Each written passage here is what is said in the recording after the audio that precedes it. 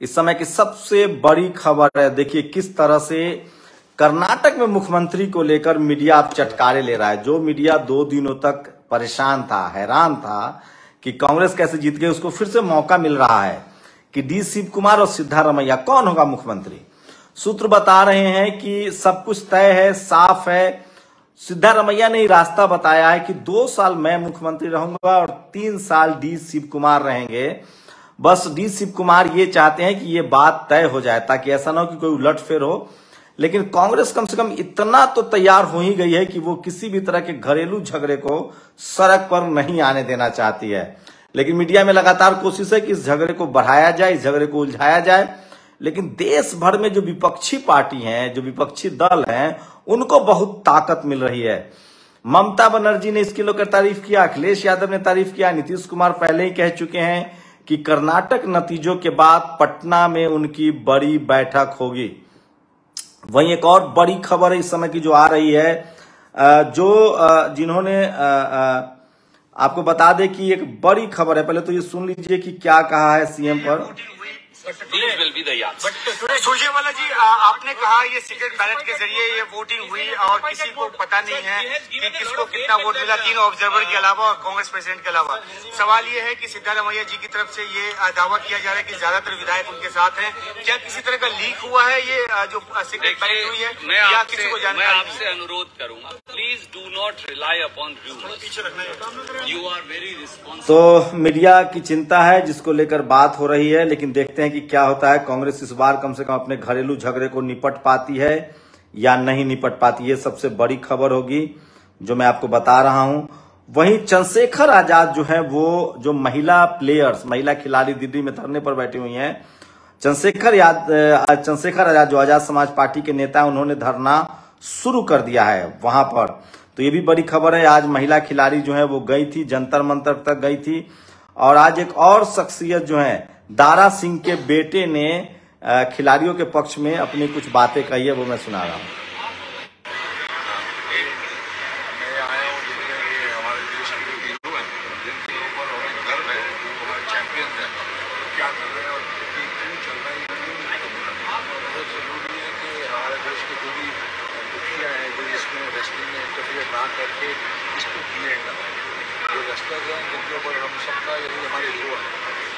तो दारा सिंह के बेटे हैं, उन्होंने समर्थन किया खिलाड़ियों का, ये भी बड़ी खबर है। और सबसे ज्यादा जो टीवी अखबार में कयास लगाए जा रहे हैं वो ये लगाए जा रहे हैं कि किस तरह से मुख्यमंत्री को लेकर हो। पुण्य प्रसून वाजपेयी ने एक ट्वीट किया है, कर्नाटक में जनता पर 62,000 करोड़ का खर्च पर हंगामा और 9 बरस में देश का सच। कॉर्पोरेट का सालाना टैक्स 2 लाख करोड़ माफ, सालाना 1.37 लाख करोड़ पीएम का प्रचार पर सालाना खर्च, 15,000 करोड़ नेशनल मीडिया पर सालाना खर्च, 12,000 करोड़। तो पीएम सोचिए, कॉर्पोरेट का सालाना लोन माफ 1.37, कॉर्पोरेट का सालाना टैक्स माफ 2 लाख करोड़, पीएम के प्रचार पर सालाना खर्च 15,000 करोड़, नेशनल मीडिया पर सालाना खर्च 1,200 करोड़। तो इस तरह के भी लोग बात कर रहे हैं। और डीके शिव कुमार का एक ट्वीट है, ये उनका ओरिजिनल है नकली है ये नहीं पता चल पा रहा है। कांग्रेस ने आपको मुख्यमंत्री बनाया एक दिन, तो वो लग रहा है कि इस मामले को मैनेज कर पाएगी। लेकिन बहुजन समाज के लिहाज से एक बड़ी खबर है जो मैं आपको बताना चाहता हूं।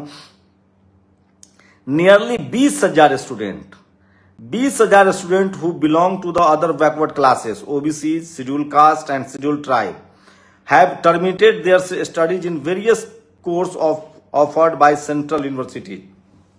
आईआईटी, आईआईएम जैसे संस्थाओं में 2018 से 2023 के दौरान लगभग 20,000 छात्रों को अब तक टर्मिनेट किया गया है आईआईटी और आईआईएम से, और वो सारे के सारे छात्र एससी, एसटी, ओबीसी के हैं।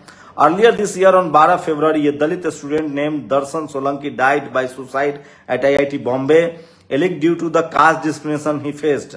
These are institutional murders, there are no advances redressal system establish. तो ये बड़ी खबर है। और सोचिए 20,000 छात्र, कितनी मेहनत से लोग आईआईटी, आईआईएम में दाखिला लेते हैं और जातिवाद की वजह से वो लोग उसके बाहर हो जाते हैं। हम लोग रोज, आप इस देश के पावर सेंटर्स में जब आएंगे, media, judiciary, college, university, bureaucracy में, तो ये सब आपको झेलना पड़ता है और बहुत मजबूत मनोदशा के साथ आपको लड़ना पड़ेगा कास्ट सिस्टम से। और मैं आपको एक बड़ा खुलासा भी करूंगा कास्ट सिस्टम पर कि लोग कैसे नेशनल दस्तक को टारगेट कर रहे हैं, कैसे मुझे टारगेट कर रहे हैं, समय आने दीजिए। एक बड़ा खुलासा भी करूंगा। मैं इसलिए कह रहा हूं कि इस देश के बहुजन समाज को एकजुट रहना पड़ेगा, नहीं तो जो आपके लिए आवाज उठाते हैं, जो डेमोक्रेटिक तरीके से, संवैधानिक तरीके से आपकी लड़ाई लड़ते हैं, उसको किस तरह से परेशान किया जाता है वो भी बताऊंगा।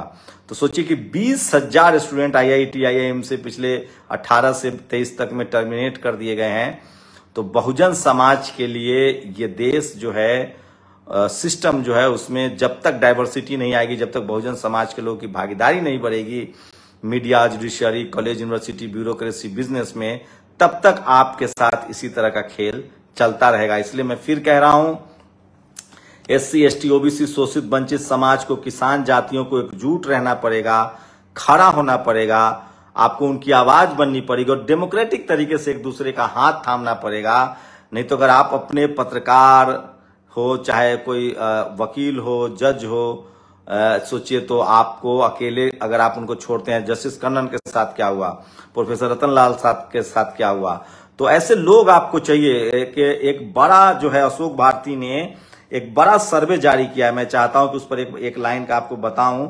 अशोक भारती ने दिल्ली में 13 अप्रैल को एक बड़ा गोल में सम्मेलन किया था उन्होंने, और उसमें उन्होंने बताया है कि सिर्फ शेड्यूल कास्ट के लोग कितने अधिकारी और कर्मचारी हैं, और दलित गोल में सम्मेलन में रखे गए आंकड़े से हुए लोग हैरान है। आगे का रास्ता और मशीनरी के निर्माण की चुनौती है। राउंड टेबल कॉन्फ्रेंस हुआ था और उसमें उन्होंने पूरा डेटा दिया है, जो मैं आपको बताना चाहता हूं कि किस तरह से बहुजन समाज के, देखिए दिल्ली में आयोजित दिल्ली दलित गोलमेज सम्मेलन में सबसे पहले समाज की ताकत प्रमाणित वाले आंकड़े पेश किए। 1.25 लाख दलित प्रोफेसर, 60 लाख उच्च शिक्षा में दलित विद्यार्थी, बैंकों बीमा कंपनियों में 85,000 अधिकारी, 6 लाख पंचायत प्रतिनिधि। इसके बावजूद भी हमारे साथ भेदभाव और अन्याय क्यों है? तो ये बड़ी खबर है, इस पर हम लोग कल से विस्तार से भी बात करेंगे। और लगातार SC ST OBC के लोगों को परेशान करने के लिए साम दाम दंड भेद का सहारा लिया जाता है। इस पर भी एक बड़ा खुलासा करूंगा कि किस तरह से कॉन्स्पिरेसी हो रही है। शुक्रिया। नेशनल दस्तक की आपसे गुजारिश है कि अगर इसको बचाना चाहते हैं तो नेशनल दस्तक को सब्सक्राइब करने के लिए रेड कलर के सब्सक्राइब बटन को दबाएं, फिर बेल आइकन की घंटी दबाएं। नेशनल दस्तक को बचाने के लिए बहुत जरूरी है कि हर खबर को शेयर करें, लाइक करें, कमेंट जरूर करें।